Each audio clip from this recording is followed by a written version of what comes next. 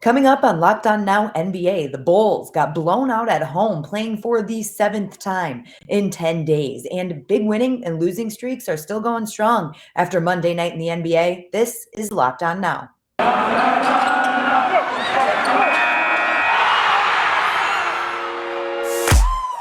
The biggest games, the best performances, expert analysis. You are Locked On Now.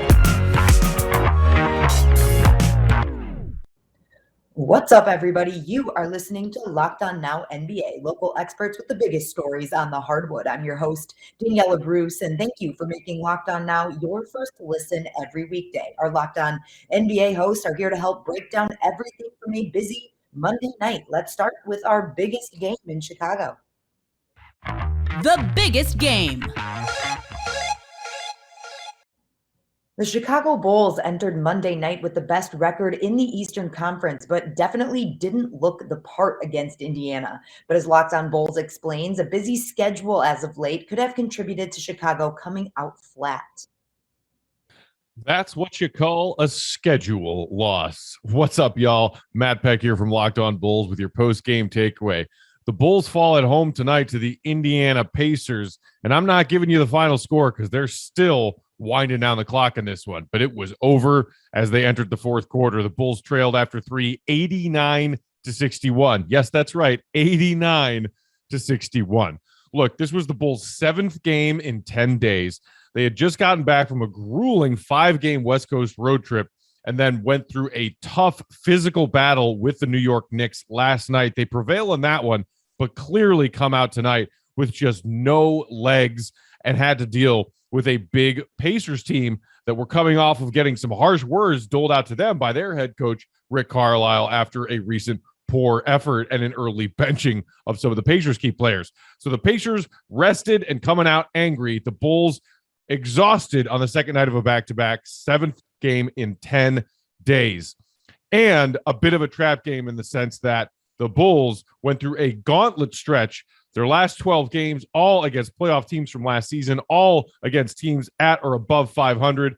The Pacers coming in, that's a trap game. That's a schedule loss.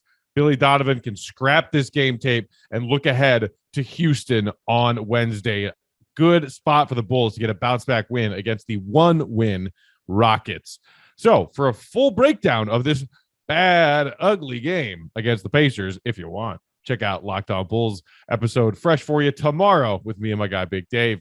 Locked On Bulls, your team every day. The Pacers used a team effort to make beating one of the hottest teams in the league look easy. Indiana led by more than 20 at the half and never looked back. Locked On Pacers has more on just how well Indiana played in a 30-point victory. Who is that team? We have not seen that version of the Indiana Pacers for some time this season as they come into Chicago and beat the doors off of the Eastern Conference leading Chicago Bulls 109-77 in Chicago. One of, if not the Pacers' best win of the season, rivaling their win in Utah over the Jazz. The starters for the Pacers were absolutely excellent in this game. All of them shot the ball very well. They all scored in double figures. Domantas Sabonis leading the way with the vintage Sabonis performance, 21 points and 11 rebounds. Miles Turner also contributing a double-double. And it really showed one of the Pacers' strengths that they have, which is balance. When they can really share the ball, move at the right pace, play freely in a way that they weren't last week, they can really be a good team, and they were doing that in this game. They were finding good shots for every single player who got minutes in this game. They were playing great defense, a zone defense that really threw off the Bulls and their high scores, and it led to a very solid and much-needed Pacers win. They're on a 2-game winning streak again. They got LeBron and the Lakers, assuming he plays next on Wednesday, and we'll break it all down and more on the Locked On Pacers podcast. The Brooklyn Nets won on the road on Monday to improve to 13-5 on the season, but one of the most star-studded rosters in the league did it without much help from their stars last night. Our Locked On Nets host wonders if that's something we should get used to in Brooklyn.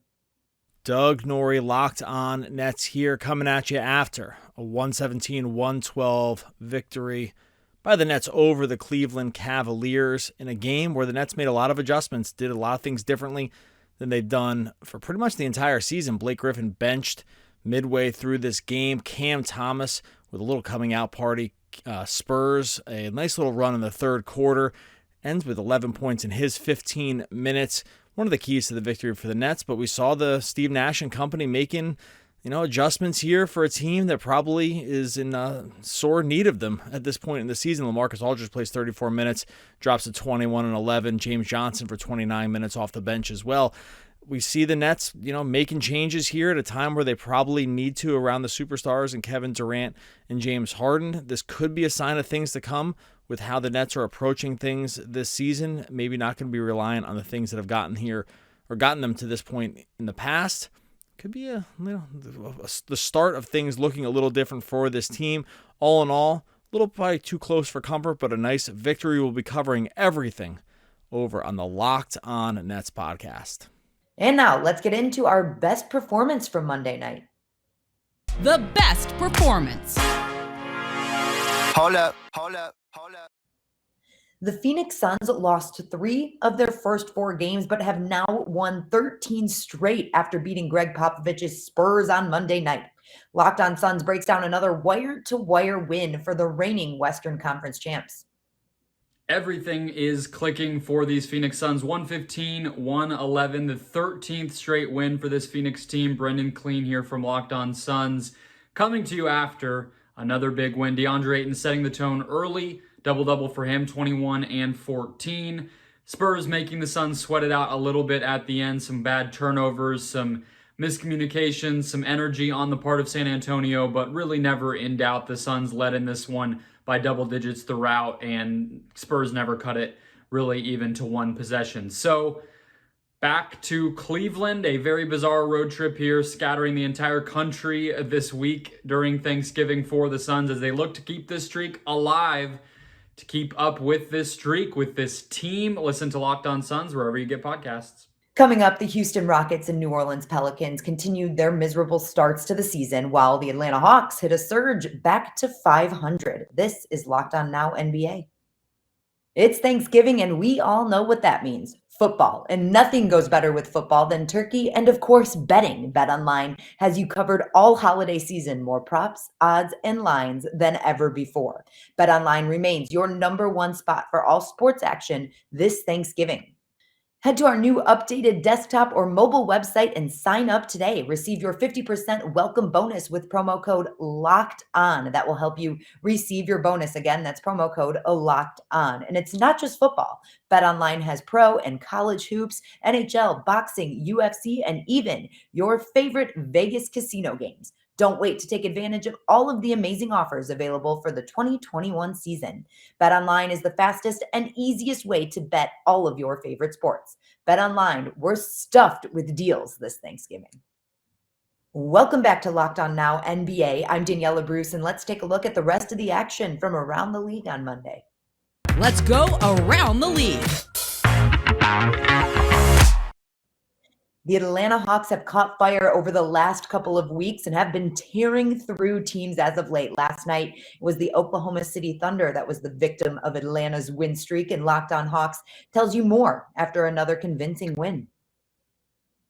Hello friends, my name is Brad Rowland, and the Atlanta Hawks are now 9-9 on the season, and given where they were just a few days ago at 4-9, that is a nice place to be. The Hawks cruised past the Oklahoma City Thunder on this Monday evening for their 5th consecutive win, all by double digits. They're now 8-1 at State Farm Arena this season, and it was good to see the Hawks play at a high level for most of this contest. In the first half, it was dominant offense carrying the day for the Hawks. They were transcendent before halftime. Their season high, 66 points before the break, but in the second half, it was more of the defense, especially in the third quarter, holding the Thunder to 11 points in the third quarter alone. So sort of a equally sided performance from the Hawks in this game, given all of the parts together. And the Hawks did play well across the board. It wasn't like their A-plus effort necessarily in this contest, but the Thunder were undermanned in this spot. And generally, this is a taking care of business kind of win for the Hawks, beating a team that they need to beat at home and doing it in rather convincing fashion. So we'll have much more on this game and everything else that's going on in Hawks land on the Locked On Hawks podcast.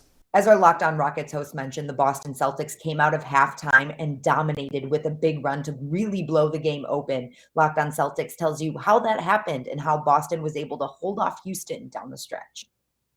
Hey there, John Corrales here at the TD Garden, fresh off a Boston Celtics 108-90 blowout win over the Houston Rockets. A slow start for the Celtics, who seemed to feel like they could just put it together for 12 minutes whenever they needed to, and get this win.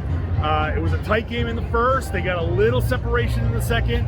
Then in the third quarter, after realizing in the first half that they couldn't just shoot their way to a win, they got really aggressive and blew the doors off the Houston Rockets in the third quarter there. Pushed it up to about a 26-point game, 29-point game. Houston challenged at the beginning of the fourth quarter. Ime Udoka did what I asked him to do in the podcast, which is start fourth quarters with your best players on the floor. He had Tatum, quickly brought in Brown, and ultimately the Celtics were able to push back and get this win, an easy win. No fourth quarter blown lead, no fourth quarter, like late in the fourth, embarrassing need to put your starters back in. We had garbage time towards the end, and this is exactly what the Celtics needed to do.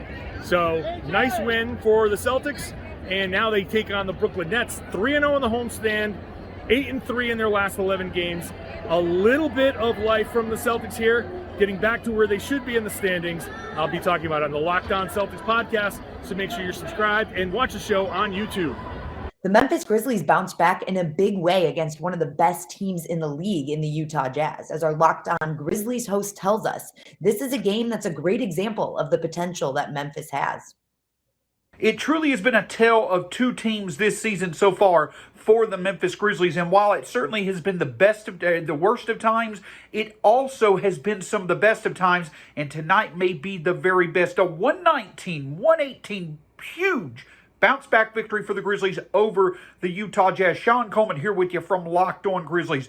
Ja Morant absolutely outstanding once again, but with DeAnthony Melton and Dillon Brooks out, the Grizzlies defense played good enough. They played good enough, got enough stops to allow for their offense to step up, and step up they did. Desmond Bane, a career high, 28 points. Jaren Jackson Jr., the game-winning shot, stepping up to be the difference maker that so many want him to be on a consistent basis. He did it on one of the biggest stages in the NBA in recent years, beating one of the best teams in the league in the Utah Jazz. A very good performance. Again, the Grizzlies overall struggled from three. They also allowed the Jazz to hit their threes, but the Grizzlies found enough baskets at the end to be able to get a big victory. If you want an idea of what the potential of this Grizzlies team is, this is the exact type of game that you want to reference. A huge boost for this Grizzlies team coming off a very bad loss against Minnesota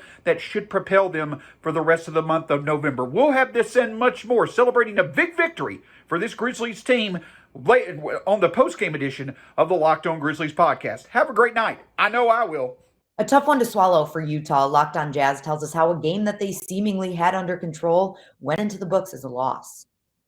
The Utah Jazz fall at home to the pesky Memphis Grizzlies, who get a little playoff revenge in a tough loss for a Western Conference contender. David Locke of Locked On Jazz. The Utah Jazz fell in a game they had under control tonight because of two costly turnovers late. They led it 103-96, had the ball in a fast break, turned it over. Memphis went back the other way, and by the time Ja Morant came back in the game, who the Jazz had a hard time slowing down tonight, scored 32 points on 30 shots. But while he was on the floor, the Jazz defense did not have a major impact in the game. And then late in the game, the Jazz had the ball up three. Donovan Mitchell turns it over. Morant takes it the other way for two free throws. He makes the first. The second, an inadvertent whistle on a goaltending leads to a jump ball in which the Memphis gets the ball back. And then Ja Morant drives, kicking out to Jaren Jackson for a three. Great plays by the Grizzlies late. A game the Jazz should have won. They had in control. They had it if they needed it. Their offense was fabulous, but their defense never got enough stops to get it done. And Desmond Bane has the game of his life against Donovan Mitchell on both ends of the floor. That is, for more of it, go to Locked On Jazz and the Locked On. And that's a wrap for us today. Thank you so much for making Locked On Now your first listen every day. For more on the association and your favorite teams, make your second listens Locked On NBA and your team's local Locked On podcast. I'm Daniella Bruce, and this has been Locked On Now.